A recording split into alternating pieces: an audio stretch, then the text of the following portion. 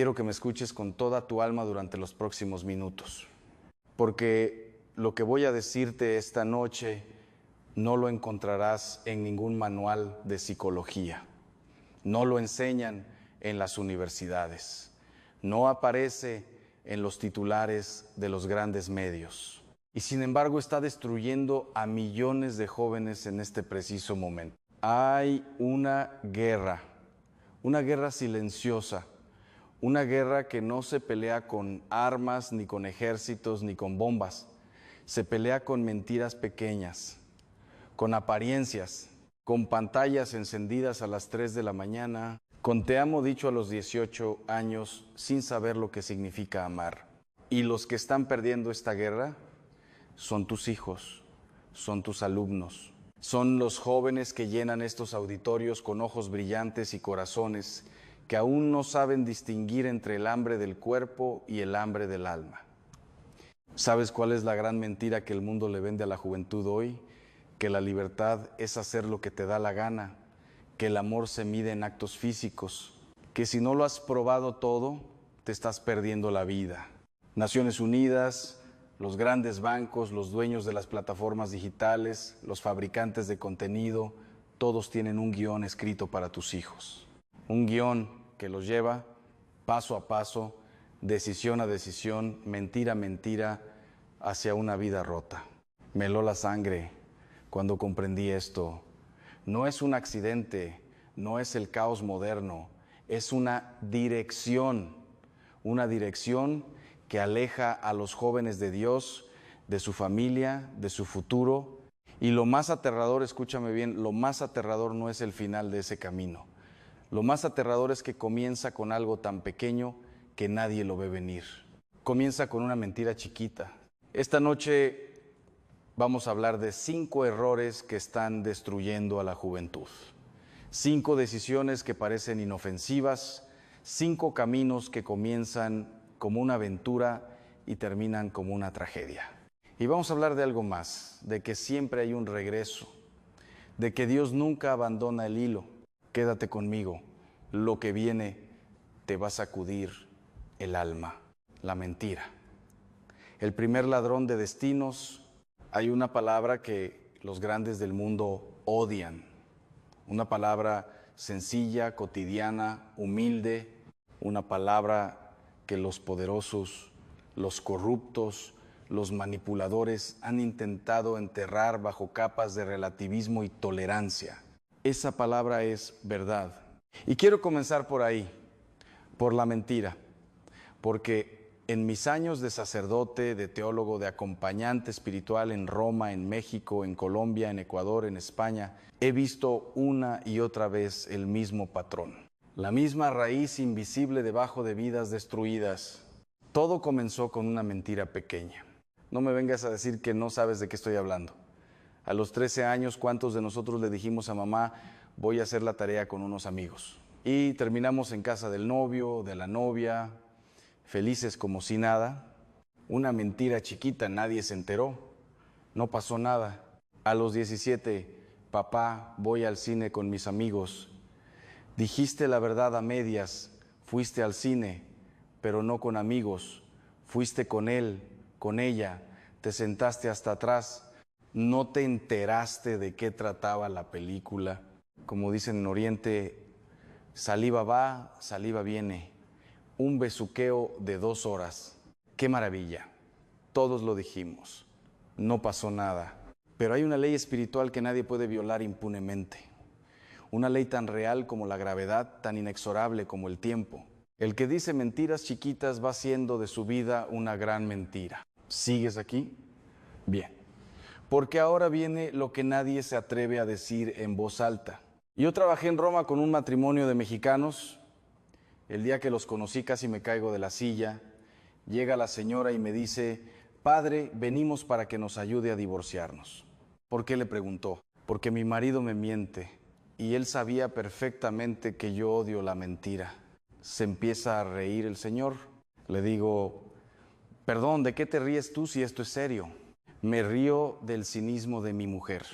Y entonces él empieza a hablar, le dice, Cuéntale al padre cuando decías que ibas a hacer la tarea con amigos y te venías a mi casa. Cuéntale cuando decías que ibas al cine y nos íbamos solos tú y yo. Cuéntale cuando tenías permiso de llegar a las 10 de la noche y llegaste a las 2 de la mañana y les dijiste a tus papás que se te ponchó una llanta. La señora se puso colorada, salió corriendo a hablar con su marido. ¿Lo ves? Las mentiras chiquitas de la adolescencia se convirtieron en la arquitectura invisible de un matrimonio roto. Pero déjame decirte algo más profundo, algo que me perturbó durante años en mi trabajo pastoral. Las mentiras que menos me preocupan son las cotidianas. Voy al cine, voy a la tienda, voy a estudiar. Esas son superficiales. Lo que me hiela la sangre son las mentiras grandes. Las mentiras que un joven de 18 años se dice a sí mismo y le dice a otra persona con los ojos húmedos y el corazón acelerado. Te amo. Tengo muchos casos de personas de 25 años que aún no están seguras de sus propios sentimientos. Y hay jóvenes de 18 que pronuncian esas dos palabras con una ligereza que me parte el alma. Conozco personas que llevan 40 años de matrimonio y te dicen, cada día descubro algo nuevo en mi esposa, en mi esposo. Eso es amor. Eso es un proceso lento, profundo, construido con tiempo, conocimiento y decisión. Pero decirle te amo a alguien a los 18 años, sin haber terminado la carrera, sin estabilidad emocional, con el cerebro literalmente aún en desarrollo, eso no es amor. Es una mentira que ambos se creen porque es conveniente, porque es bonita, porque el cuerpo pide lo que los ojos prometieron. No apagues esto todavía. Porque en un momento voy a contarte algo que me pasó a mí personalmente, algo que cambió para siempre la manera en que entiendo la verdad y el amor. Yo mismo tuve que aprender esta lección de una manera que nunca olvidaré. Tengo un compañero sacerdote irlandés que trabajó muchos años en Brasil. Un día iba por una carretera cuando de repente 100 coches estaban parados, un accidente, baja del coche para ver si puede ayudar, la policía lo detiene y él, queriendo pasar, le dice al policía, soy familiar del accidentado. El policía lo deja pasar, llega mi compañero hasta el lugar del accidente y se encuentra un burro atropellado.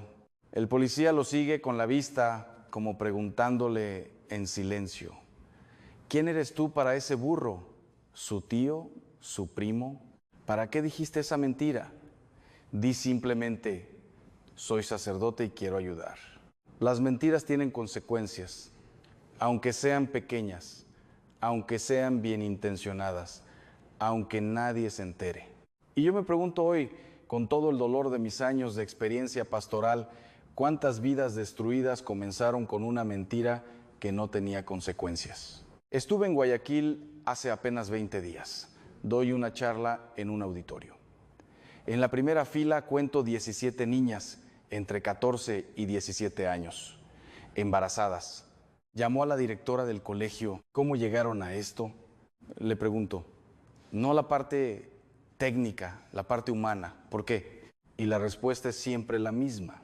Mentiras chiquitas. Te quiero, eres la más guapa. Esto es amor. Jóvenes, cuiden su palabra, cuiden la verdad, porque la vida que van a construir estará hecha exactamente del mismo material con el que hablan hoy. Las apariencias y el peligro de los noviazgos pasionales. Antes de continuar, quiero que te hagas una pregunta honesta. ¿Cuántas decisiones importantes de tu vida o de la vida de alguien que amas se tomaron basadas en lo que se veía por fuera? Un cuerpo, un coche, un apellido, una sonrisa perfecta. ¿Y cuántas de esas decisiones terminaron en lágrimas?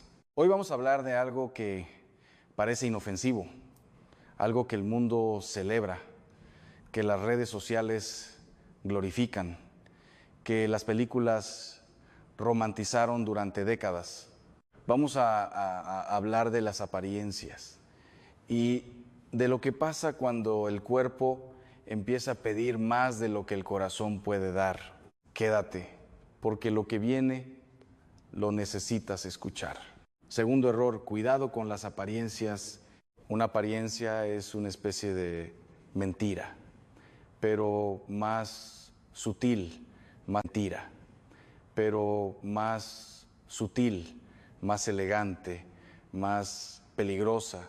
En lugar de dedicarme a conocerte, a hablarte, a presentarme como soy, me dedico a deslumbrarte, a encandilarte, a mostrarte una versión de mí mismo que no existe cuando se apagan las luces.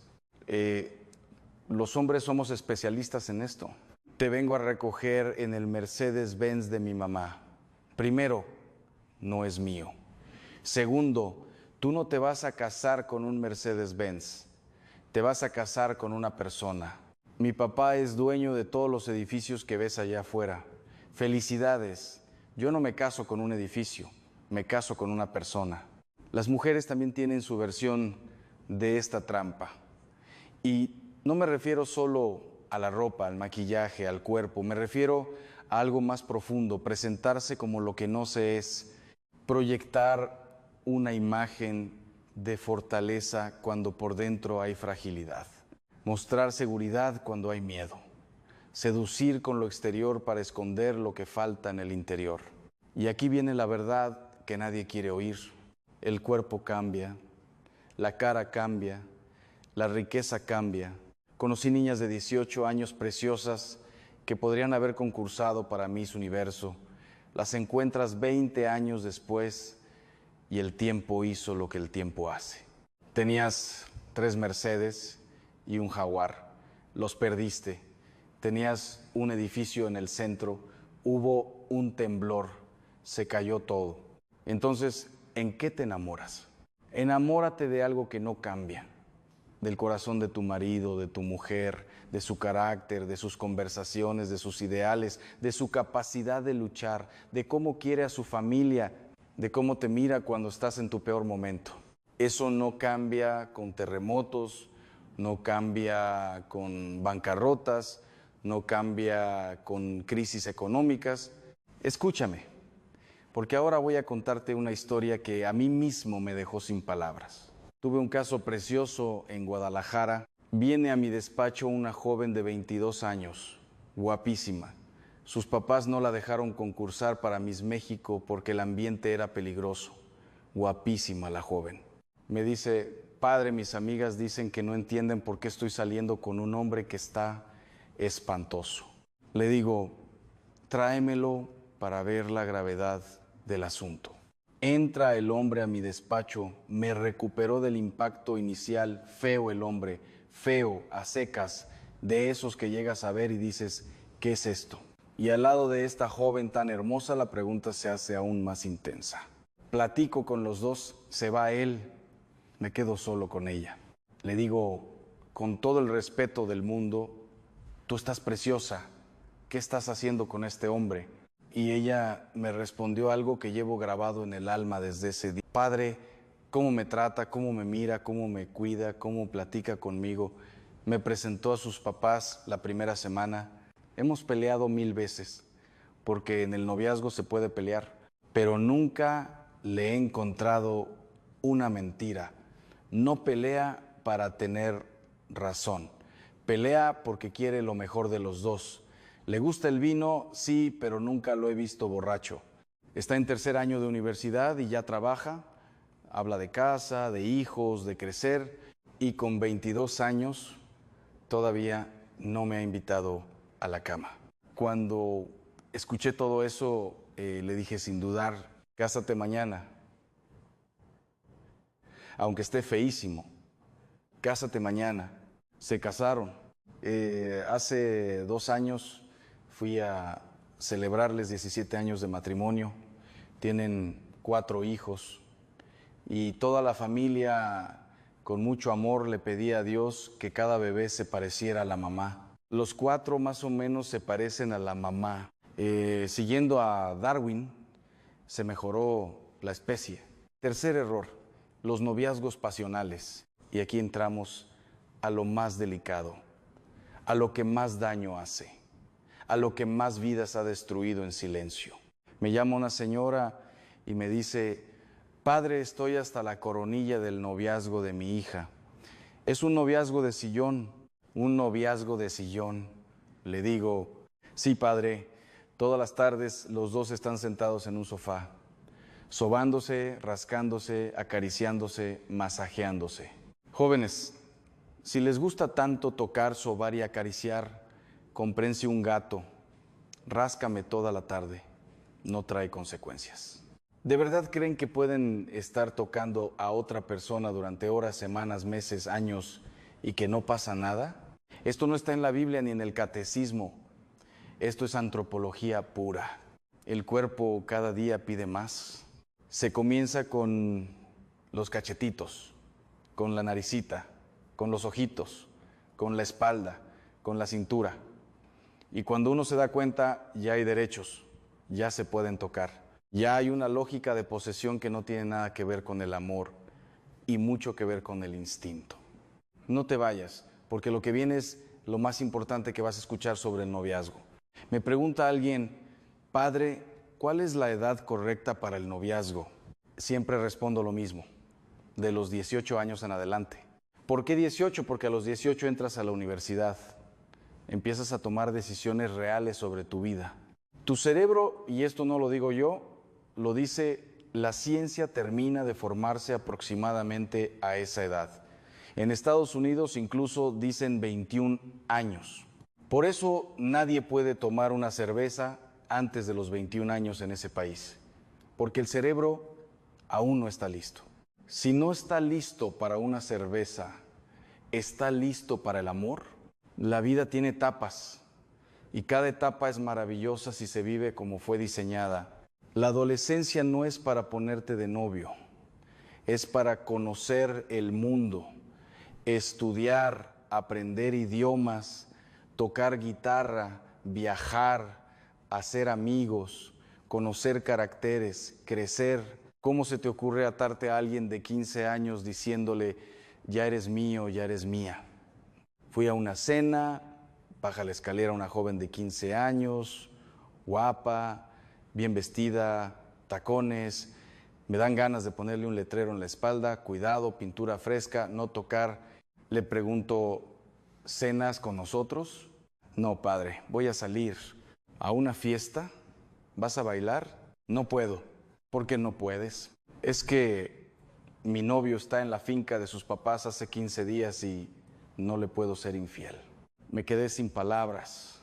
15 años, ya tiene problemas de fidelidad e infidelidad, ya no puede bailar con nadie más, ya le tiene que pedir permiso a alguien para tomar un café. ¿De qué estamos hablando? Y lo más irónico, me encuentro adultos de 45 años, casados, con hijos, que quieren salir a bailar con una amiga, conocer gente, vivir esa libertad que nunca vivieron, porque la gastaron todos los 15 años en un noviazgo que no llevó a ninguna parte.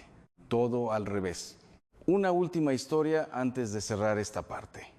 Una historia que cambia todo. Fui director de un colegio en Colombia. Un día llega una delegación de estudiantes de preparatoria a mi despacho. Me piden permiso para una discoteca en la próxima kermés. Me convencieron. Lo organizamos. Bola de cristal, luces, música. Empezaron los papás, los abuelos, los niños de kinder, el trenecito, el gusanito, todo precioso. Después los adultos se fueron al restaurante, los niños a jugar. Yo fui a tomar un café, dejé pasar una hora, regresé a ver cómo iba mi discoteca.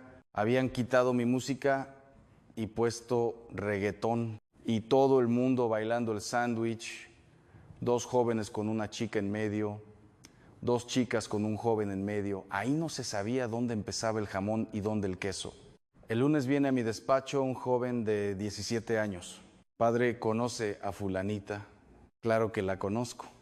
Padre, qué mujer tan resbalosa. Me lo repitió. Y me contó que a 4 amigos suyos les había pasado exactamente lo mismo esa noche. Llamé a esa joven, le supliqué que no se fuera del colegio, que la íbamos a ayudar, que había un camino de regreso. No quiso quedarse, no cometió un acto grave, pero la fama la precedió y esa fama le costó años de dolor. No te digo esto para juzgarla, Te lo digo porque el cuerpo, sin dirección, sin valores, sin una brújula interior, toma caminos que el corazón después llora. El cuerpo cada día pide más. Y si no le pones límites con amor y con inteligencia, te lleva a donde tú no querías ir. Las 5 situaciones de peligro. Permíteme preguntarte algo antes de continuar. ¿Alguna vez has visto a alguien que lo tenía todo y lo perdió todo? Una familia, una carrera, una salud perfecta, un futuro brillante, y lo perdió. No de golpe, no en un accidente, no por mala suerte. Lo perdió decisión a decisión, pequeña a pequeña, tan despacio que ni él mismo lo vio venir. Esta noche vamos a hablar de 5 puertas, 5 entradas que parecen inofensivas, 5 caminos que el mundo te presenta como libertad y que por dentro son trampas diseñadas para destruirte. Y lo más aterrador de todo esto es que ninguna de estas 5 puertas anuncia lo que hay detrás. Quédate conmigo, porque lo que viene esta noche podría salvar una vida, quizás la tuya, quizás la de alguien que amas. Las 5 situaciones de peligro. Primera puerta, la droga. Voy a decirte algo que a mucha gente le incomoda escuchar.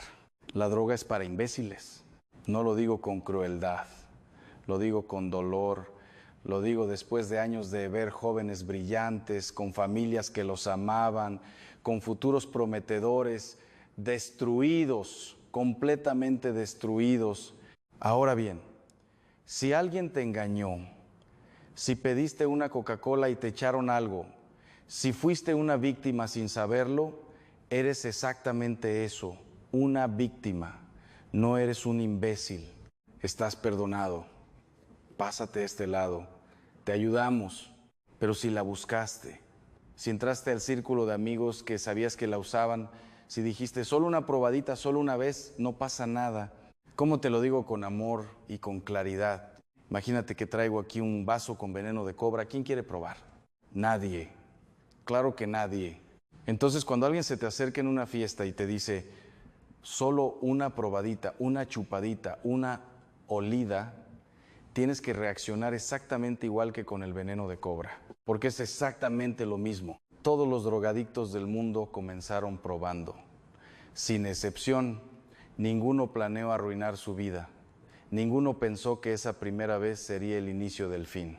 Las cárceles de los países más desarrollados del mundo están llenas de jóvenes inteligentes que un día dijeron: a mí no me va a pasar.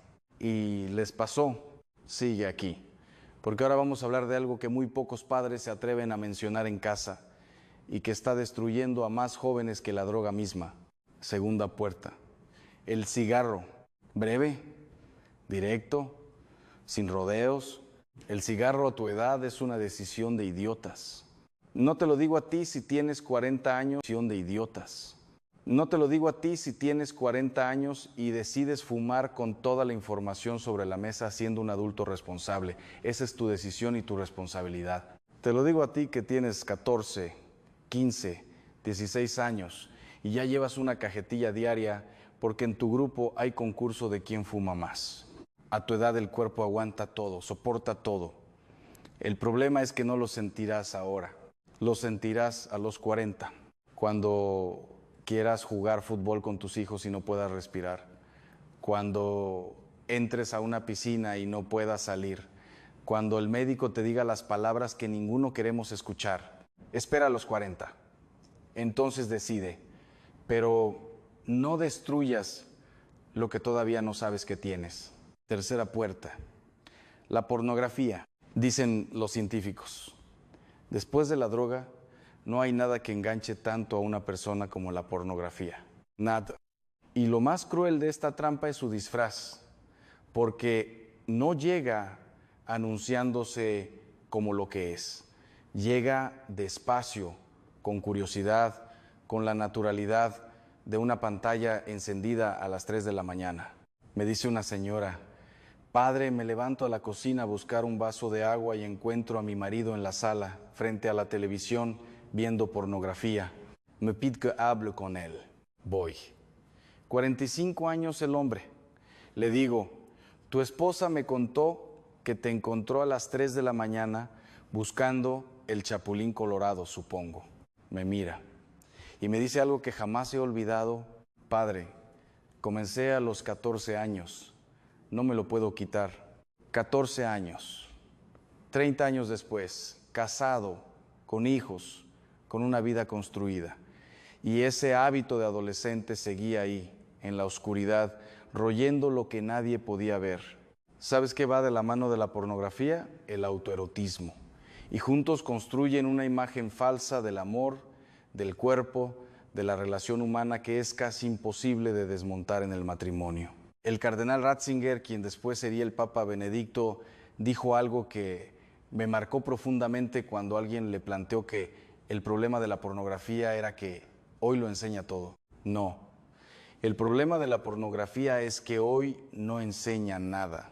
Para conocer a un hombre, a una mujer, se necesitan 2 años, 1 año y medio, no 2 minutos y 3 fotos. Si en este momento hay alguien escuchándome que ya tiene este problema, que ya le llega al teléfono, a la tablet, a la computadora, que ya siente que no puede parar, sal hoy, desconéctate hoy, pide ayuda hoy, no mañana, hoy. Porque cada día que pasa, el hilo se enreda más. Y llega un momento en que el hombre ya no sabe dónde termina el hábito y dónde empieza él. Aguanta un momento más. Porque lo que voy a decirte ahora sobre las malas amistades va a cambiar completamente la manera en que defines quién es bueno y quién es peligroso en tu vida. Cuarta puerta, las malas amistades. Cuando yo tenía tu edad, ¿sabes quiénes eran los malos? Los que se peinaban raro, los que traían aretes, los que tenían tatuajes, las chicas con minifalda, los chavos con pantalones rotos. Mi mamá, si yo salía de casa con un hilo suelto en el pantalón, me mandaba a cambiar. Hoy la gente se compra los pantalones ya rotos, con los hilos de fábrica. Son modas, no pasa nada. Conozco gente tatuada que es una persona extraordinaria. Conozco gente con aretes que tiene un corazón de oro. Los tiempos cambiaron. La apariencia no define el carácter. ¿Sabes quiénes son hoy los peligrosos? ¿Quiénes son hoy los que te pueden destruir la vida? Los que te separan de Dios. No vayas a misa.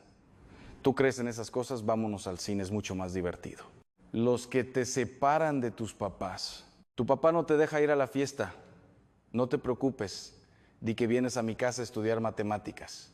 Mi papá sí me deja porque mi papá es moderno, es abierto, es un tipazo. El tuyo no. Los que te separan de tus estudios. Todos los que tienen carrera son mediocres. Mira cuánto ganan. Yo conozco a un tío que puso un negocio de empanadas y ya tiene 3 locales. No estudies. Los que te separan de tu salud y de tu futuro. ¿No sabes lo que es un whisky con vodka? Yo te lo sirvo en mi casa. Ven, acuéstate conmigo, no te va a pasar nada. Hoy los peligrosos no se identifican por cómo se visten. Se identifican por lo que te invitan a hacer, por hacia dónde te llevan, por lo que destruyen en ti cada vez que estás con ellos. Y a veces están perfectamente vestidos, a veces son los más populares, a veces son los que más te hacen reír, pero te alejan de todo lo que eres y de todo lo que podrías llegar a ser. Quinta puerta, el alcohol. Buenas noticias, el alcohol no es malo en sí mismo. Viví 15 años en Italia. No recuerdo un solo día en que no tomara 2 copas de vino en la comida. En Italia el vino tinto es como el agua potable. Te sientas a la mesa y ya está la botella abierta. Pero hay una diferencia enorme entre la cultura del vino y tomar por tomar. 3 copas de vino acompañando carne, pasta, pan, agua, postre. No me hacen ni cosquillas. En cambio tú, a los 16 años, en una discoteca a las 11 de la noche, estómago vacío, sudando con las luces y la música, y te preguntan la hora y no puedes ni contestar. Eso no es cultura. Eso es autodestrucción disfrazada de diversión. ¿Sabes cuántos jóvenes mueren cada año en accidentes de tráfico relacionados con el alcohol. En Italia solamente 3,000 jóvenes al año, cada año. Una cifra que debería helarse la sangre y que apenas aparece en los titulares. Y hay algo más que nadie menciona.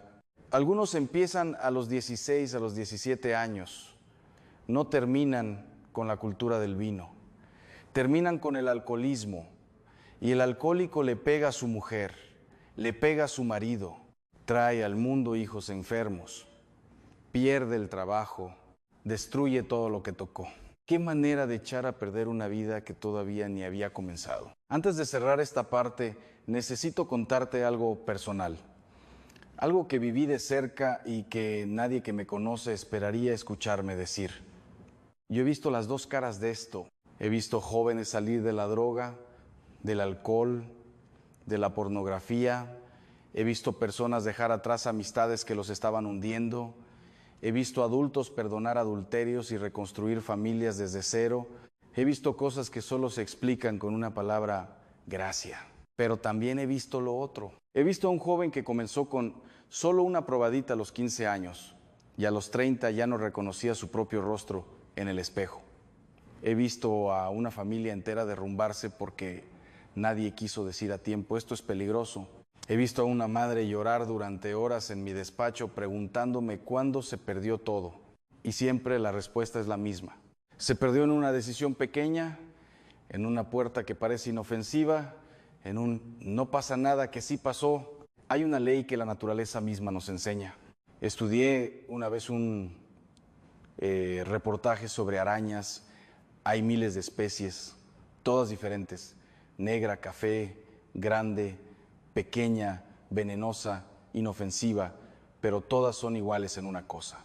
Cuando se rompe el hilo fundamental de la telaraña, la araña abandona todo.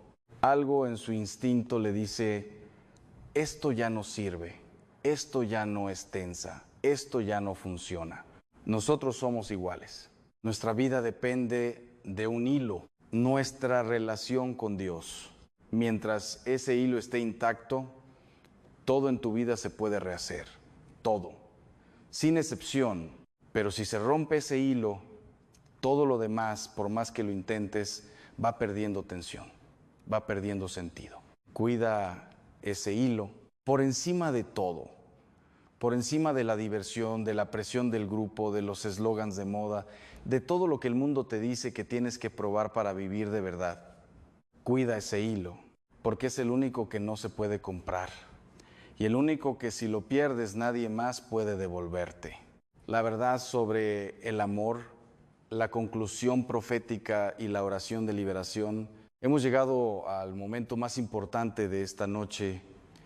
Hemos hablado de mentiras, de apariencias, de noviazgos que destruyen en lugar de construir, de 5 puertas que parecen libertad y por dentro son prisiones.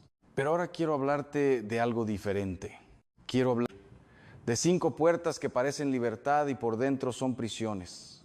Pero ahora quiero hablarte de algo diferente. Quiero hablarte del amor verdadero. No el amor de las películas, no el amor de las canciones, no el amor que se proclama a los 18 años con el corazón acelerado y el cerebro aún en formación. El amor real, el que dura, el que construye, el que transforma. Y quiero hablarte de algo que me perturbó durante años y que finalmente comprendí con toda claridad. La razón más profunda por la que tantos jóvenes destruyen su vida no es ignorancia. Es que nadie les explicó a tiempo lo que vale lo que tienen. Quédate hasta el final, porque esta última parte tiene algo para ti, algo que te vas a llevar grabado en el alma. Quinto error, las relaciones prematrimoniales. Llegamos al último punto, el más delicado, al que más conversaciones incómodas genera en familias, en colegios, en consultorios, las relaciones prematrimoniales. Y voy a comenzar diciéndote algo que probablemente nadie te ha dicho con esta claridad. Las relaciones prematrimoniales no existen. ¿Cómo que no existen, padre? Muy sencillo. El 95% de lo que la gente llama relaciones prematrimoniales se quedarán en pre. no llegarán a ser matrimoniales, nunca. Me dice una joven de 19 años, padre, estoy teniendo relaciones prematrimoniales con mi novio. Le digo, felicidades, te casas el sábado. No, padre, ¿cómo cree? ¿Cuándo te casas entonces? Me faltan como 4 años. Entonces, ¿por qué las llamas prematrimoniales? Vaya espíritu de previsión que tienes. Se queda en silencio. Le digo, dime tú cómo se llaman. Me dice, relaciones íntimas. No me digas, ¿qué tuvieron de intimidad? Padre, lo hicimos completito. Y aquí viene la verdad que duele, pero libera. Las prostitutas también lo hacen completito. Y no tiene nada de intimidad. Y si enciendes el National Geographic, los leones y las jirafas también lo hacen completito. Y tampoco es intimidad. ¿Sabes lo que es la intimidad? La intimidad no son 5 minutos.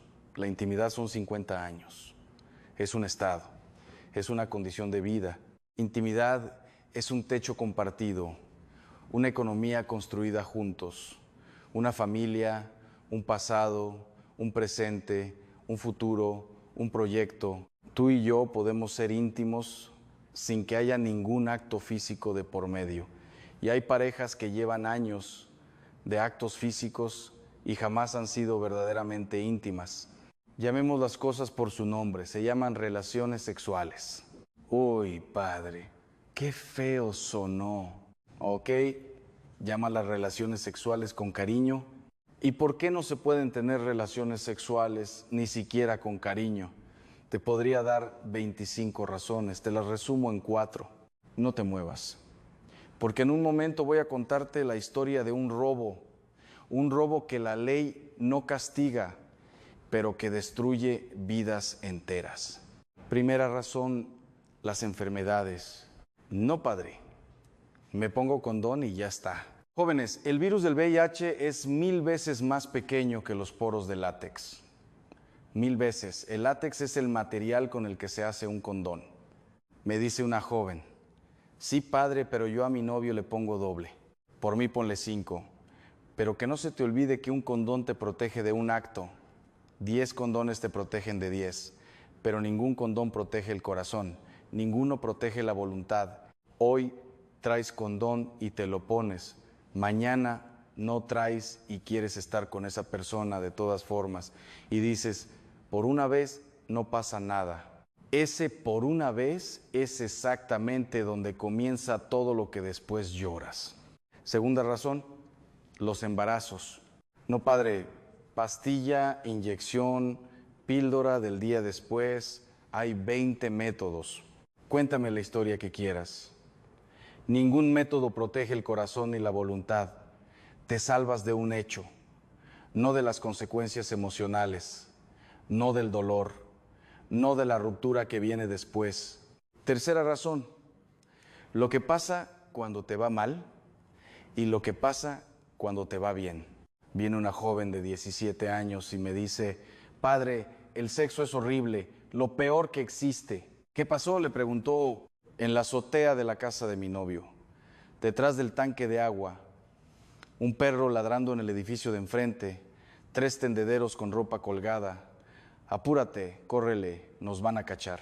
¿Tú crees que Dios inventó el amor humano para vivirlo detrás de un tanque de agua, en un Volkswagen, en un motel con un desconocido? Esa joven de 17 años terminó en terapia. Alguien tuvo que ayudarle a sacar de la cabeza que el amor es algo espantoso y peligroso.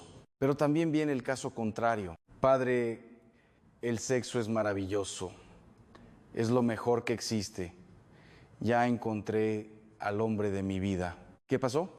El departamento de mi novio, sus papás están en Buenos Aires, solos los dos, chimenea encendida, una botella de vino, música. Lo hicimos, nos encantó, lo repetimos y ahora ya es 2 veces por semana. ¿Quién te dijo que el sexo es el árbitro del amor? Casi mejor que te fuera mal. Si te va mal, sacas el pie de donde lo metiste. Pero si te va bien, ya creíste que encontraste el amor de tu vida. Y esa convicción te va a costar años. Te va a costar tomar decisiones que no estabas lista para tomar. Te va a costar libertad. Cuarta razón, nunca juegues con el corazón de una persona. Me dice alguien de 28 años, padre, salí con ella hace 5 años. Le dije que la amaba.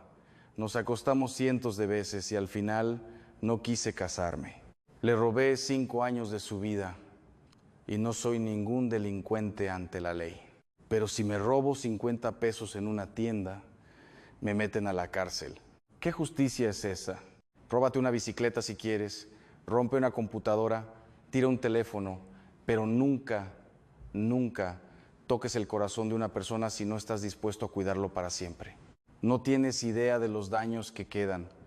Gente que no sale adelante, gente que no vuelve a confiar, gente que llega al matrimonio rota, con miedo, incapaz de entregarse completamente porque alguien ya le demostró que entregarse duele. Casi terminamos, pero necesito decirte algo antes del cierre, algo que cambió mi vida, algo que vi con mis propios ojos y que no me canso de contar. Experiencia personal. Lo que yo mismo he visto, he acompañado a cientos de jóvenes en los momentos más oscuros de sus vidas. He estado en habitaciones de hospital con jóvenes que juraban que la droga nunca los atraparía. He recibido llamadas de madrugada de padres que no encontraban a sus hijos. He sentado frente a mí a matrimonios desmoronados que comenzaron con una mentira chiquita a los 13 años y he visto algo más.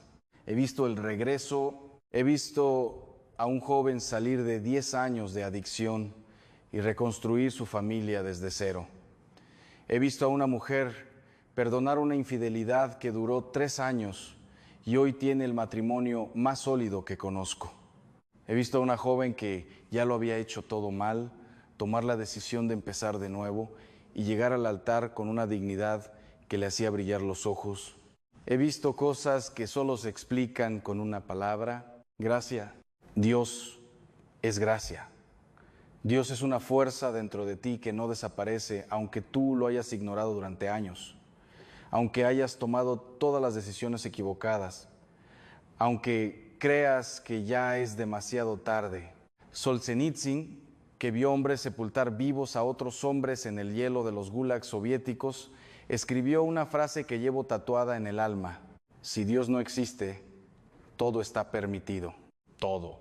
Engañar a tu novio, a tu novia, a tus padres, abortar, ser adúltero, drogarte, lastimar a una persona, tirar tu vida por una experiencia de 5 minutos, pero Dios existe y eso cambia todo. Oración poderosa de liberación. Quiero que hagas esto conmigo ahora mismo. No importa dónde estés, no importa lo que hayas hecho, no importa cuánto tiempo llevas alejado de este hilo fundamental del que hemos hablado esta noche. Repite esto desde lo más profundo de tu corazón. Señor, hoy reconozco que he tomado decisiones que me alejaron de ti y de quien estoy llamado a ser. Señor, hoy reconozco que he tomado decisiones que me alejaron de ti y de quien estoy llamado a ser. Reconozco las mentiras que dije y las que me dijeron. Reconozco las apariencias detrás de las que me escondí. Reconozco las puertas que abrí sin medir las consecuencias. Hoy, en el nombre de Jesús, renuncio a todo lo que me ata. Renuncio a los hábitos que me esclavizan. Renuncio a las relaciones que me destruyen. Renuncio al miedo que me paraliza. Rompo hoy, en el nombre de Jesús, toda cadena que se formó por mis decisiones pasadas. Rompo toda atadura que entró por una puerta que yo mismo abrí. Declaro que soy libre. Declaro que soy hijo de Dios. Declaro que mi historia no termina aquí. Cúbreme, Señor, con tu gracia. Cubre mi familia. Cubre mi futuro. Cambia mi destino desde este momento. Amén. Protección, bendición y cierre profético. Antes de despedirme esta noche, quiero darte 5 declaraciones. Ponlas donde las veas todos los días. Díselas a ti mismo cada mañana antes de salir al mundo.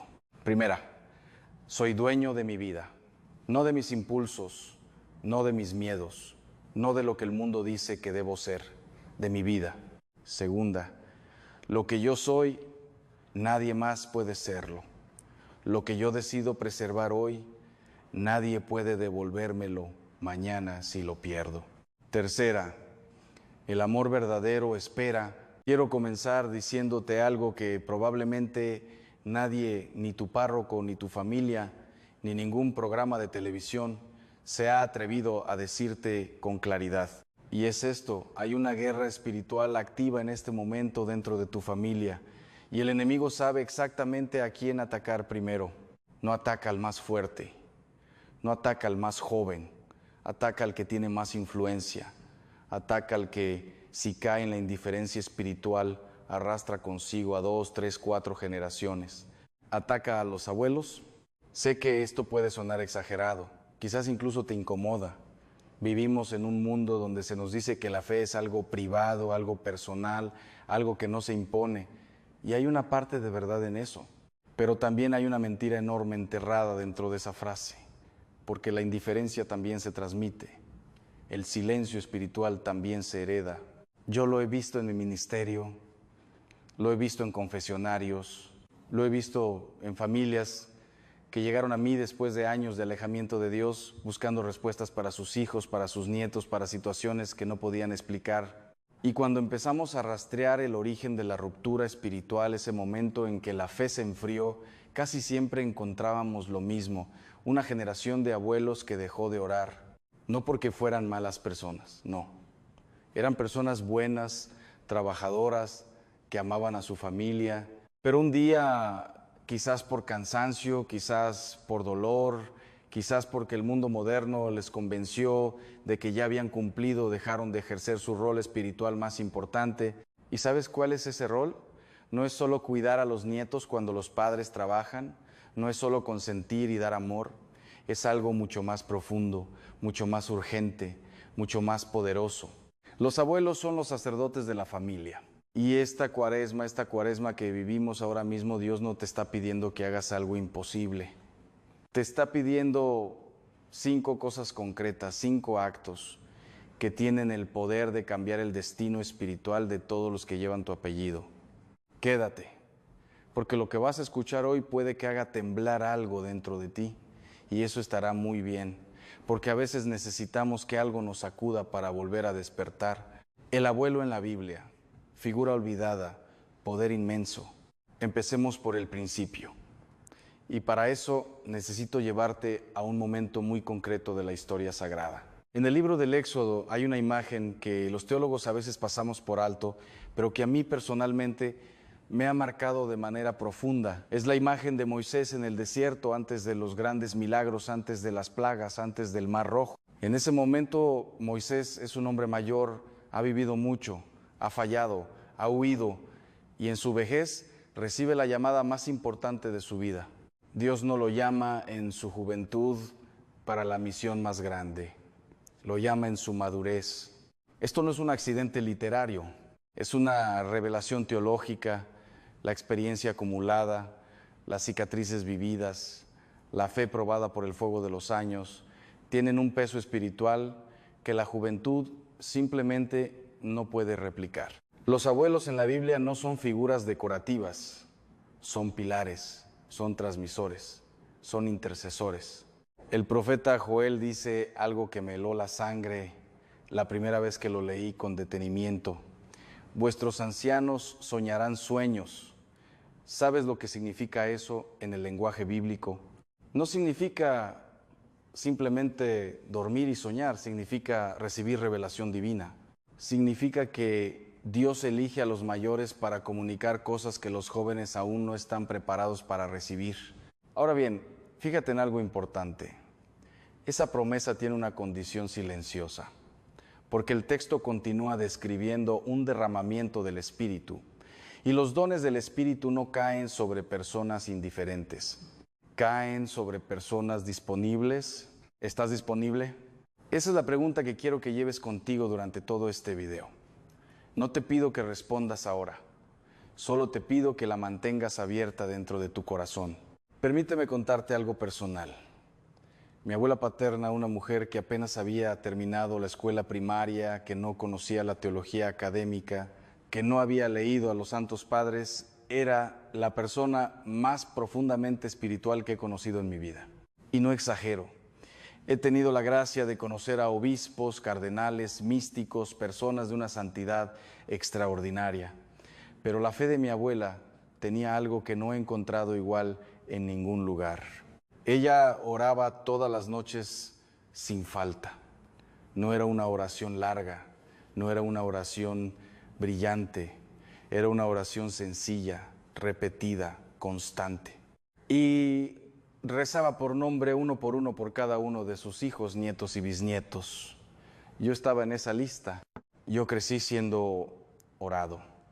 Y hoy, cuando miro hacia atrás, entiendo que muchas de las gracias que he recibido en mi vida sacerdotal no comenzaron conmigo, comenzaron con ella, con su rodilla en el suelo, con su rosario entre los dedos. Esto no es solo una historia bonita, es teología viva. Es la demostración de que la intercesión de un abuelo o una abuela tiene un alcance que desafía el tiempo, el espacio y las circunstancias.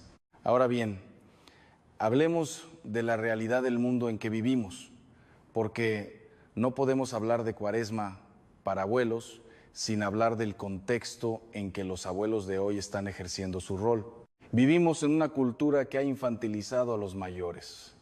Se les dice: ya descansa, ya cumpliste, ahora toca disfrutar. Y eso suena compasivo, suena amable, pero en el fondo es un mensaje profundamente destructivo porque implica que tu misión espiritual ha terminado. Y tu misión espiritual nunca termina mientras tengas aliento. Hay nietos que están perdidos en el mundo digital, navegando sin ancla en un mar de contenidos que los están formando espiritualmente de maneras que ningún padre tiene tiempo de monitorear. Hay hijos adultos que se alejaron de la fe y que hoy, aunque no lo reconozcan en voz alta, tienen un vacío que ninguna terapia, ningún éxito profesional, ninguna relación ha podido llenar. Y en medio de todo eso hay un abuelo o una abuela que quizás piensa que ya no tiene nada relevante que ofrecer. Antes de continuar, recito que escuches esto con toda tu atención. Lo que estoy a punto de enseñarte no es una lista de buenos consejos espirituales. Es una llamada directa de Dios, respaldada por las Escrituras, por la tradición de la Iglesia y por algo que yo mismo viví en carne propia. Quédate, porque en los próximos minutos voy a revelarte la primera de las 5 cosas que Dios te pide esta Cuaresma. Y es algo que cuando lo oigas puede que algo aterrador se mueva dentro de ti. No de miedo al enemigo, sino de reconocimiento. De ese reconocimiento que ocurre cuando finalmente escuchas la verdad que llevabas tiempo necesitando oír. La primera cosa que Dios te pide: orar en voz alta delante de tus nietos. Esta primera petición parece simple y sin embargo es la que más resistencia genera. ¿Por qué? Porque vivimos en una cultura donde rezar en público, incluso dentro de casa, se ha vuelto algo que da vergüenza. Lo he visto. He hablado con abuelos que me dicen: padre, yo rezo pero en silencio para no incomodar a los jóvenes. Y yo siempre les pregunto lo mismo: ¿y cuándo ellos te ven rezar? El silencio espiritual no protege a nadie, solo invisibiliza la fe. La Biblia es clara. El Deuteronomio, ese libro que algunos consideran árido o ilegal, contiene uno de los mandatos más hermosos que existen sobre la transmisión de la fe. Dice: repetirás estas palabras a tus hijos, hablarás de ellas estando en casa y andando por el camino, al acostarte y al levantarte. ¿A quién le habla ese texto? A las generaciones mayores, a los que tienen la memoria de la fe, a los que pueden decir: yo vi la mano de Dios en mi vida y te lo voy a contar. Orar en voz alta delante de tus nietos no es una imposición, es testimonio. Y el testimonio, la teología lo confirma y la psicología lo corrobora, es la forma más poderosa de transmitir valores. No la instrucción, no la norma. El testimonio.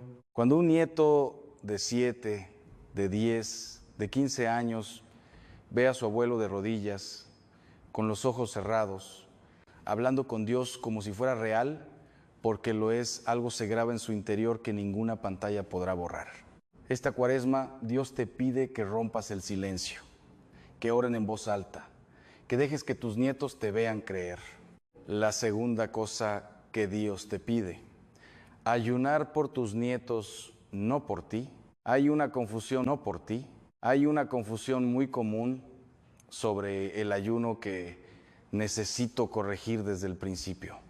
Durante siglos hemos entendido el ayuno como un acto personal, una disciplina del cuerpo, una forma de mortificación interior, y todo eso es verdad, pero existe una dimensión del ayuno que la espiritualidad popular ha casi olvidado completamente y que la Cuaresma está llamada a recuperar. El ayuno como arma intercesora.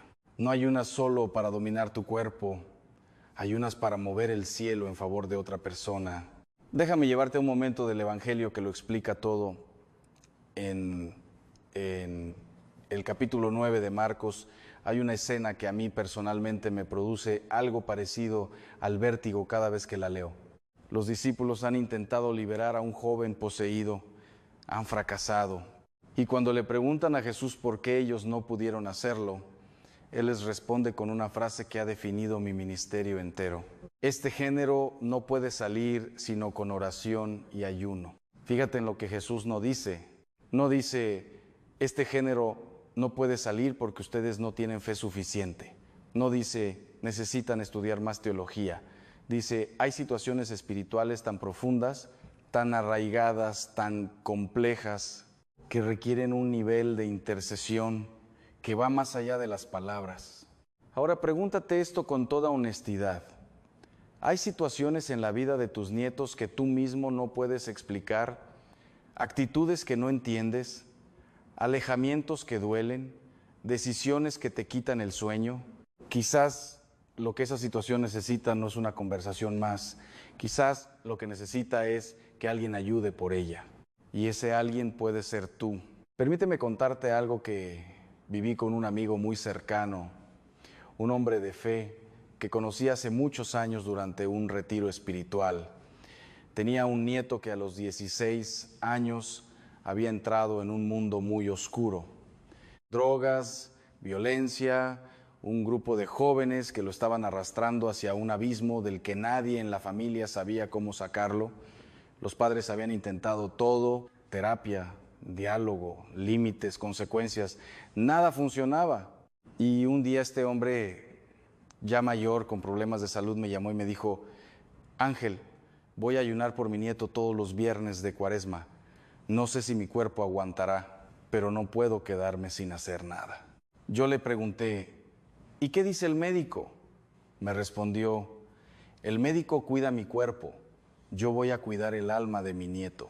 Ese año, antes de que terminara la Cuaresma, el chico tuvo una experiencia que él mismo describió como un encuentro. No puedo darte todos los detalles porque pertenecen al ámbito íntimo de esa familia. Pero lo que sí puedo decirte es que hoy ese joven está en el seminario. ¿Casualidad? Yo no creo en esas casualidades. El ayuno de un abuelo por su nieto tiene un peso espiritual que el enemigo conoce muy bien. Por eso el mundo moderno hace todo lo posible por convencernos de que ayunar es anticuado, innecesario, incluso peligroso para la salud. Esta Cuaresma, Dios te pide que ayunes. No necesita ser un ayuno de 24 horas. Puede ser renunciar a algo que amas, un postre, una serie, una comodidad, y convertir ese sacrificio en una oración viva por el alma de alguien que llevas en el corazón, porque el cielo responde al sacrificio. Siempre ha sido así y siempre lo será. Sé que estás escuchando esto y quizás algo dentro de ti está comenzando a moverse. Esa inquietud que sientes no es nerviosismo, es el Espíritu Santo tocando una puerta que llevaba tiempo cerrada. No la cierres ahora, porque lo que viene a continuación, la tercera cosa que Dios te pide esta Cuaresma, es quizás la más urgente, la más olvidada y la que tiene el poder de romper cadenas que llevan generaciones atadas en tu familia. Quédate. La tercera cosa que Dios te pide, romper en voz alta las maldiciones generacionales. Voy a hablar ahora de algo que en ciertos ambientes eclesiásticos todavía genera debate, pero que la teología sería la experiencia pastoral y las escrituras mismas avalan con una claridad que no deja lugar a dudas. Las maldiciones generacionales existen, y no me refiero a supersticiones, no me refiero a folclore popular ni a creencias de dudosa procedencia. Me refiero a patrones espirituales que se transmiten de generación en generación dentro de una familia cuando no han sido rotos por la gracia de Dios y la autoridad del nombre de Jesús. El libro del Éxodo lo dice explícitamente en las palabras del propio Dios: yo castigo la maldad de los padres en los hijos hasta la tercera y cuarta generación. Y en el mismo texto, la promesa inversa: pero mantengo mi amor hasta la milésima generación con los que me aman y guardan mis mandamientos. Hay familias marcadas por patrones repetitivos que ninguna explicación psicológica logra agotar completamente. El alcoholismo que pasa de abuelo a padre a hijo, las rupturas matrimoniales que se repiten en cada generación, la pobreza crónica persiste a pesar del trabajo y el esfuerzo, las enfermedades inexplicables, los accidentes, las muertes prematuras. Yo no digo que toda desgracia familiar sea de origen espiritual, eso sería un error teológico. Pero sí digo, y lo digo con la experiencia de años de ministerio de liberación, que hay situaciones donde la intervención espiritual cambia lo que ninguna otra intervención había podido cambiar. Y el abuelo o la abuela tiene una autoridad espiritual sobre su linaje que es única. ¿Por qué? Porque en la teología bíblica el anciano es la cabeza espiritual visible de la familia. Cuando Abraham intercede, toda su casa recibe cobertura. Cuando Job ora por sus hijos, Dios restaura todo lo perdido. No es arbitrario, es una estructura espiritual. Tú, abuelo, tienes autoridad para orar sobre tu linaje. Tienes autoridad para decir en el nombre de Jesús que los patrones de dolor, de pecado, de destrucción que han marcado a tu familia no pasarán a la siguiente generación. Pero esa declaración tiene que ser pronunciada, no pensé, no sentida, pronunciada. Hay algo profundamente significativo en el hecho de que Dios creó el mundo con palabras. Y dijo Dios, sea la luz. No lo pensó, lo dijo. La palabra hablada tiene un poder que la palabra interior no posee de la misma manera. Especialmente cuando esa palabra es pronunciada por alguien que tiene autoridad espiritual sobre aquello que nombra. Esta cuaresma te pido que busques un momento de silencio, puede ser esta noche, puede ser mañana por la mañana, y quiero que pongas los nombres de tus nietos uno por uno y que digas en voz alta: en el nombre de Jesucristo, rompo toda maldición, toda cadena, todo patrón de destrucción que venga de mi linaje. Y declaró sobre esta familia la bendición de Dios, de generación en generación. No hace falta que sea una oración larga. No hace falta que sea perfecta, solo tiene que ser sincera y pronunciada, porque el velo se romperá, y cuando se rompa, lo que Dios quiere hacer en tu familia comenzará a manifestarse de maneras que hoy todavía no puedes imaginar. Antes de cerrar esta segunda parte, necesito pedirte algo. Si este mensaje está llegando a tu corazón, si algo de lo que has escuchado hoy te ha tocado en un lugar que llevaba tiempo dormido, te pido que hagas una sola cosa ahora mismo. Suscríbete a este canal. No lo hagas por mí. Hazlo porque lo que estamos construyendo aquí es una comunidad de oración, de intercesión, de fe viva en español. Cada semana traemos contenido que busca exactamente esto: despertar la fe que ya tienes, darle herramientas, darle voz, darle poder. Hay personas en tu familia que quizás nunca pisaron una iglesia, pero podrían estar viendo este video, podrían estar escuchando esta enseñanza. Compártela, porque nunca sabes qué corazón está esperando exactamente estas palabras para despertar. La cuarta cosa que Dios te pide: contar tu historia de fe ahora, antes de que sea tarde. Hay una pregunta que me hago con frecuencia cuando visito familias en mi ministerio. Una pregunta sencilla, casi incómoda en su simplicidad, y es esta: ¿cuántos de tus nietos saben cómo llegaste a creer? No me refiero a si saben que eres creyente, eso probablemente lo saben. Me refiero a algo mucho más profundo. ¿Saben cuándo fue la primera vez que sentiste que Dios era real? ¿Saben qué momento de tu vida te quebró completamente y cómo saliste de él? ¿Saben cuál fue la oración que Dios respondió de una manera tan no por ti? Hay una confusión muy común sobre el ayuno que necesito corregir desde el principio. Durante siglos hemos entendido el ayuno como un acto personal, una disciplina del cuerpo, una forma de mortificación interior, y todo eso es verdad, pero existe una dimensión del ayuno que la espiritualidad popular ha casi olvidado completamente y que la Cuaresma está llamada a recuperar. El ayuno como arma intercesora. No ayunas solo para dominar tu cuerpo, ayunas para mover el cielo en favor de otra persona. Déjame llevarte un momento del Evangelio que lo explica todo en el capítulo 9 de Marcos. Hay una escena que a mí personalmente me produce algo parecido al vértigo cada vez que la leo. Los discípulos han intentado liberar a un joven poseído, han fracasado. Y cuando le preguntan a Jesús por qué ellos no pudieron hacerlo, Él les responde con una frase que ha definido mi ministerio entero. Este género no puede salir sino con oración y ayuno. Fíjate en lo que Jesús no dice. No dice, este género no puede salir porque ustedes no tienen fe suficiente. No dice, necesitan estudiar más teología. Dice, hay situaciones espirituales tan profundas, tan arraigadas, tan complejas, que requieren un nivel de intercesión que va más allá de las palabras. Ahora pregúntate esto con toda honestidad. ¿Hay situaciones en la vida de tus nietos que tú mismo no puedes explicar? ¿Actitudes que no entiendes? ¿Alejamientos que duelen? ¿Decisiones que te quitan el sueño? Quizás lo que esa situación necesita no es una conversación más. Quizás lo que necesita es que alguien ayude por ella. Y ese alguien puede ser tú. Permíteme contarte algo que viví con un amigo muy cercano, un hombre de fe que conocí hace muchos años durante un retiro espiritual. Tenía un nieto que a los 16 años había entrado en un mundo muy oscuro. Drogas, violencia, un grupo de jóvenes que lo estaban arrastrando hacia un abismo del que nadie en la familia sabía cómo sacarlo. Los padres habían intentado todo, terapia, diálogo, límites, consecuencias. Nada funcionaba.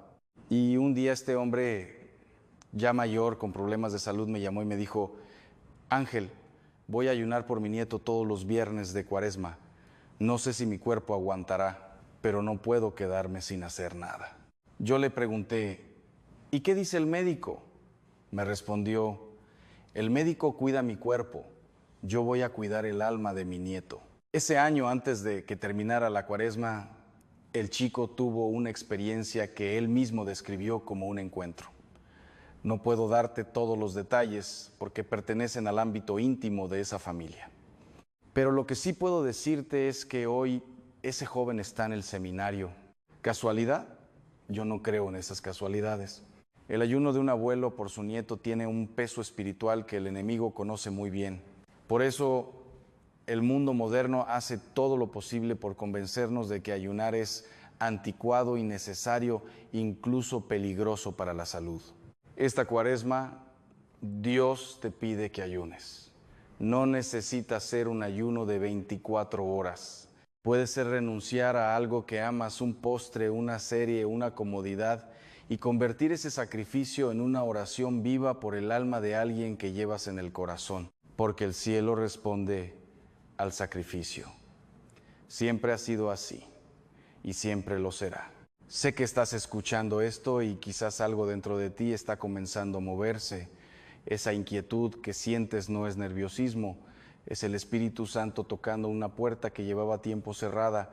No la cierres ahora, porque lo que viene a continuación, la tercera cosa que Dios te pide esta Cuaresma, es quizás la más urgente, la más olvidada y la que tiene el poder de romper cadenas que llevan generaciones atadas en tu familia.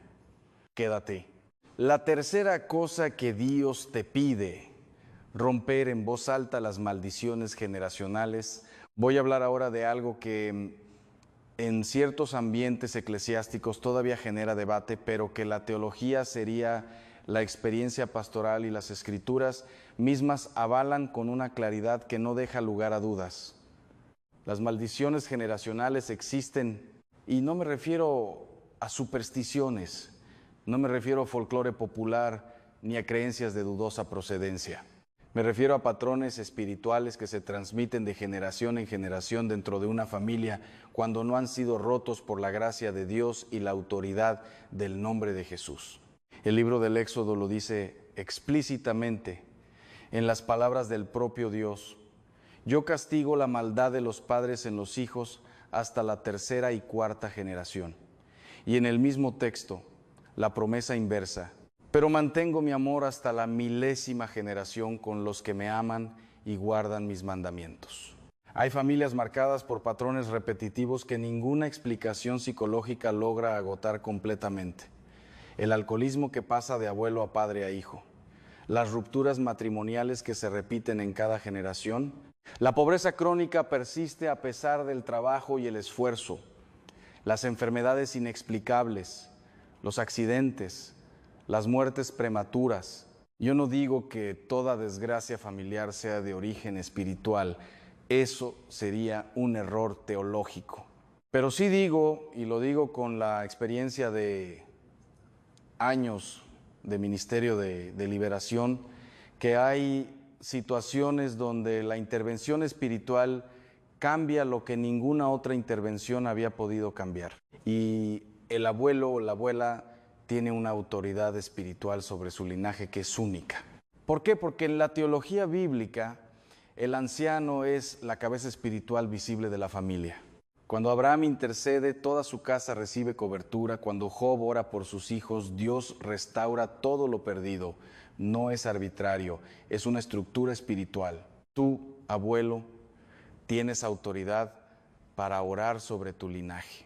Tienes autoridad para decir en el nombre de Jesús que los patrones de dolor, de pecado, de destrucción que han marcado a tu familia no pasarán a la siguiente generación.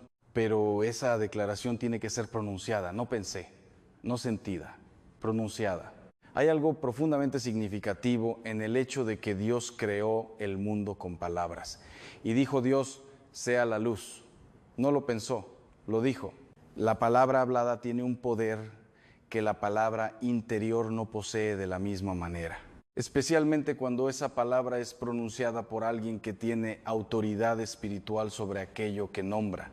Esta cuaresma te pido que busques un momento de silencio, puede ser esta noche, puede ser mañana por la mañana, y quiero que pongas los nombres de tus nietos uno por uno y que digas en voz alta, en el nombre de Jesucristo, rompo toda maldición, toda cadena, todo patrón de destrucción que venga de mi linaje.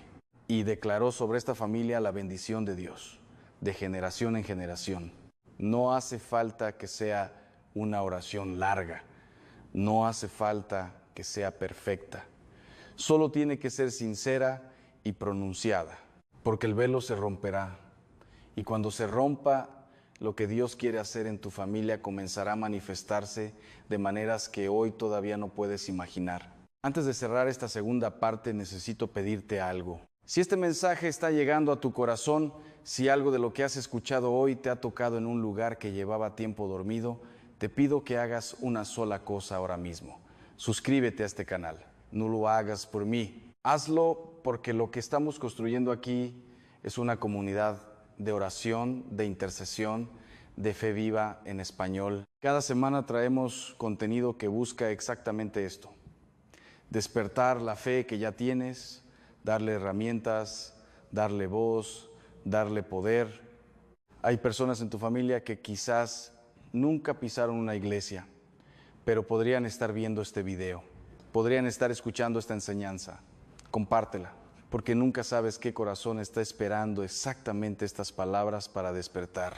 La cuarta cosa que Dios te pide, contar tu historia de fe ahora, antes de que sea tarde. Hay una pregunta que me hago con frecuencia cuando visito familias en mi ministerio. Una pregunta sencilla, casi incómoda en su simplicidad, y es esta: ¿cuántos de tus nietos saben cómo llegaste a creer? No me refiero a si saben que eres creyente, eso probablemente lo saben. Me refiero a algo mucho más profundo. ¿Saben cuándo fue la primera vez que sentiste que Dios era real? ¿Saben qué momento de tu vida te quebró completamente y cómo saliste de él? ¿Saben cuál fue la oración que Dios respondió de una manera tan... Esta Cuaresma, Dios te pide que seas ese centinela, no te pide que seas perfecto, no te pide que tengas una espiritualidad de seminario o de convento, te pide que estés disponible, que cada noche, antes de cerrar los ojos, pronuncies los nombres de tus nietos y los pongas bajo la cobertura del nombre de Jesús. Que cada mañana al despertar declares que la paz de Dios guarda la mente y el corazón de cada persona que lleva tu sangre. Eso es ser centinela. No es complicado, pero es poderoso más allá de lo que ningún lenguaje humano puede describir completamente. Y cuando tú lo hagas, cuando tomes ese puesto con seriedad y con constancia, algo cambiará en tu familia. Quizás no lo verás de inmediato. Quizás los cambios serán silenciosos al principio, invisibles a los ojos del mundo, pero en la dimensión espiritual, donde las batallas más importantes se libran, el velo se romperá. Y lo que Dios tiene reservado para tu linaje comenzará a manifestarse. Lo que Dios ha puesto en tus manos. Hemos llegado al momento más importante de este video, no porque lo que viene ahora sea más profundo que todo lo anterior, sino porque lo que viene ahora es el momento en que todo lo que has escuchado deja de ser información y se convierte en decisión. Y las decisiones espirituales son las más importantes que un ser humano puede tomar, más importantes que las decisiones económicas, más importantes que las decisiones médicas, porque las decisiones espirituales tienen consecuencias que no terminan con esta vida, se extienden hacia adelante, hacia tus hijos, hacia tus nietos, hacia generaciones que todavía no han nacido y que llevarán tu apellido y heredarán lo que tú decidas hacer o dejar de hacer hoy. Permítame resumir brevemente lo que Dios te ha pedido en este tiempo de Cuaresma. Te ha pedido que oren en voz alta delante de tus nietos, que rompas el silencio espiritual y que dejes que te vean creer con toda la fuerza y toda la convicción que tienes. Te ha pedido que ayunes por ellos, que conviertas el sacrificio en intercesión, que uses tu cuerpo como instrumento de oración por almas que quizás no saben todavía que las estás cubriendo. Te ha pedido que rompas en voz alta las maldiciones generacionales, que uses la autoridad que tienen como cabeza espiritual de tu linaje para declarar que los patrones de destrucción terminan contigo. Te ha pedido que cuentes tu historia de fe, que no te lleves al sepulcro la herencia más valiosa que tienes, que abras la boca y digas lo que Dios ha hecho en tu vida para que las generaciones que vienen detrás de ti tengan un mapa cuando lleguen a sus propios desiertos. Y te ha pedido que te conviertas en centinela, que tomes tu puesto en la guardia espiritual de tu familia y que no lo abandones mientras tengas aliento de vida. 5 cosas, 5 actos de amor espiritual que tienen el poder de transformar no solo a tus nietos, sino a toda la cadena de vida que viene después de ellos. Sé que hay algo dentro de ti que está resonando con todo esto. Esa resonancia no es casualidad. Es el Espíritu Santo confirmando una verdad que ya conocías, pero que quizás necesitabas escuchar con estas palabras en este momento, en este día. Porque Dios no obra en abstracto, obra en lo concreto, obra en el momento preciso. Y tú estás viendo este video hoy, exactamente hoy, por una razón. Lo que viene ahora es la parte más poderosa de todo lo que hemos compartido juntos. Quédate hasta el final. El peso eterno de lo que haces hoy. Quiero llevarte a una imagen bíblica que para mí lo resume todo. En el libro de Job hay un momento que pocas homilías destacan, pero que a mí me parece uno de los más reveladores de toda la Escritura. Después de que Job ha atravesado todo su sufrimiento, después de que ha perdido todo y lo ha recuperado todo, el texto dice algo extraordinario. Dice que Job oraba por sus hijos, regularmente, con sacrificio, con constancia. Y el detalle que me parece fascinante es este. El texto dice que Job se levantaba de madrugada para hacerlo. No esperaba a que fuera conveniente. No oraba cuando le sobraba tiempo. Se levantaba en la oscuridad cuando el mundo dormía para poner a sus hijos delante de Dios. ¿Por qué de madrugada? Porque Job entendía algo que nosotros a veces olvidamos. Entendía que la guerra espiritual no respeta horarios, que el enemigo trabaja precisamente en las horas en que los guardianes duermen y que alguien tenía que estar despierto. Tú eres ese alguien en tu familia. No porque seas perfecto, no porque tengas una santidad extraordinaria, sino porque tienes años, tienes cicatrices, tienes una historia con Dios que es el fundamento más sólido sobre el que puede pararse la fe de las generaciones que vienen detrás de ti. Y tienes algo más, algo que quizás no has valorado suficientemente hasta hoy. Tienes tiempo.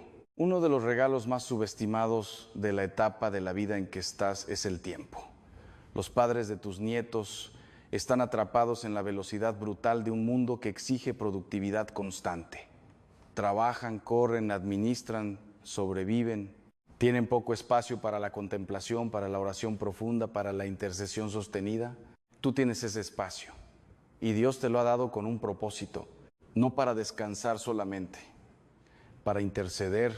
Déjame contarte algo que marcó mi vocación sacerdotal de una manera que todavía hoy, después de tantos años de ministerio, me produce una emoción que me cuesta contener. Cuando yo era joven, todavía no había tomado la decisión de entrar al seminario, atravesé un periodo de oscuridad espiritual muy serio. No voy a entrar en todos los detalles porque algunos pertenecen al ámbito de la confesión y la intimidad, pero sí puedo decirte que hubo un momento en mi vida en que me alejé, en que el mundo me ofreció caminos que parecían más brillantes, más libres, más satisfactorios que el camino de la fe.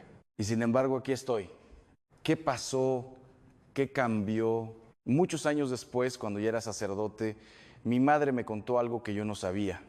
Me contó que durante ese periodo oscuro, mi abuela, que ya tenía más de 80 años y apenas podía moverse, rezaba el rosario completo todos los días por mí. No un misterio, el rosario completo, 15 misterios cada día. Y no solo eso, ayunaba los viernes, con más de 80 años, con todos los problemas de salud que tenía, ayunaba los viernes por el alma de su nieto que se estaba perdiendo. Yo no lo sabía, nadie me lo había dicho, pero ese amor invisible, esa intercesión silenciosa, esa guerra espiritual librada desde una silla de ruedas por una anciana que apenas podía ver, fue lo que me salvó. Cuando mi madre me lo contó, no pude hablar durante un buen rato. Me quedé en silencio procesando el peso de lo que acababa de escuchar, el peso de una deuda que no tiene precio, el peso de comprender que mi sacerdocio, todo lo que he podido hacer en estos años de ministerio, todas las personas a las que he podido ayudar, todas las familias que han encontrado liberación, todas las confesiones, todos los exorcismos, toda la enseñanza, todo eso tiene una raíz que se llama Abuela Carmen y su rosario de las 3 de la tarde. Eso es lo que puede hacer un abuelo que ora. Eso es lo que puedes hacer tú, oración de declaración. Para repetir en voz alta, quiero pedirte ahora que hagas algo concreto. Si puedes, levántate. O si no puedes, coloca tu mano sobre tu corazón y repite estas palabras en voz alta, no en silencio, en voz alta. Porque ya hemos hablado del poder de la palabra pronunciada. Señor Jesús, en este día de Cuaresma me presento ante ti como abuelo, como abuela, como guardián espiritual de mi familia. Reconozco que he tenido momentos de silencio cuando debí haber hablado, momentos de inacción cuando debí haber orado, momentos en que creí que ya había cumplido, cuando tu misión para mí nunca termina. Hoy tomo mi puesto. Hoy declaro sobre mis nietos, sobre mis hijos, sobre todos los que llevan mi sangre, la cobertura del nombre de Jesús. Rompo toda maldición generacional, rompo todo patrón de destrucción, rompo toda cadena que el enemigo haya colocado sobre mi linaje y declaro que esta familia es territorio de Dios, que la paz de Cristo guarda cada mente y cada corazón, que la gracia alcance a los que están lejos, que la misericordia llega donde el amor humano no puede llegar. Tomo mi puesto de centinela y no lo abandonaré. En el nombre del Padre, del Hijo y del Espíritu Santo. Amén. Si acabas de pronunciar esas palabras, algo ha cambiado. No porque sean palabras mágicas, sino porque son palabras de fe pronunciadas con autoridad espiritual. Y el cielo escucha eso, con autoridad espiritual. Y el cielo escucha eso. Quiero cerrar este video hablándote directamente al corazón, no como sacerdote, no como teólogo, como alguien que también tuvo abuelos, como alguien que sabe lo que es crecer sabiendo que hay alguien que ora por ti aunque tú en ese momento no lo merezcas. Hay nietos en este mundo que están esperando que alguien luche por ellos en la dimensión espiritual. No lo saben, no lo pedirán, quizás nunca lo agradecerán en esta vida, pero lo necesitan con una urgencia que ninguna palabra humana puede describir completamente. Tú puedes ser esa persona, no el día que te sientas preparado, no cuando las circunstancias sean perfectas, no cuando hayas resuelto todas tus propias dudas y miedos espirituales. Hoy, esta Cuaresma, ahora, porque la Cuaresma no es solo un tiempo litúrgico en el calendario de la Iglesia, es una invitación personal dirigida a ti con tu nombre en este momento exacto de tu historia. Es Dios diciéndote, todavía estás a tiempo, todavía puedes cambiar el rumbo, todavía puedes ser la bisagra entre lo que tu familia ha sido y lo que todavía puede llegar a ser.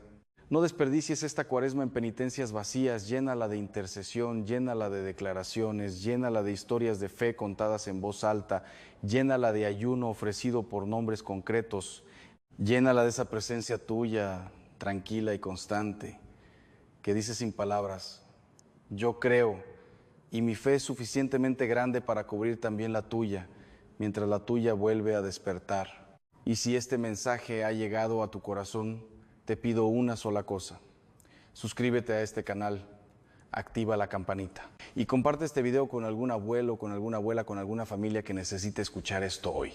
No lo hagas como un gesto mecánico, hazlo como un acto de amor, porque hay personas en tu círculo que están exactamente donde tú estabas antes de que comenzaras a ver este video. Personas que necesitan que alguien les recuerde que su rol espiritual no ha terminado, que Dios todavía los necesita activos, presentes, intercediendo, declarando, transmitiendo. Somos una comunidad de fe en español que cree que la oración cambia las cosas, que la intercesión mueve montañas, que un abuelo arrodillado puede cambiar el destino eterno de una familia entera. Tú eres parte de eso ahora. Que Dios te bendiga, que protejas a tus nietos y que esta Cuaresma sea el comienzo de algo que tú todavía no puedes imaginar, pero que Él ya tiene perfectamente preparado para ti y para los tuyos. Hasta la próxima. Con afecto.